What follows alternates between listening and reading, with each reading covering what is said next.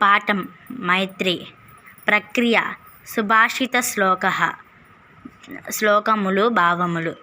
కరావివ శరీరస్య నేత్రయోరివ పక్ష్మణి అవిచార్య ప్రియం కుర్యాత్ తన్మిత్రం మిత్రముచ్యతే.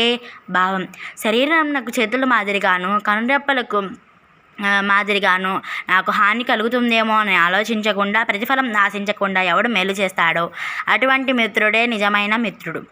ఉపకర్తుం ప్రియం వక్తుం స్నేహమకృత్రిమం సజ్జనానాం స్వభావోయం కీనేందుః శిశిరీకృతః.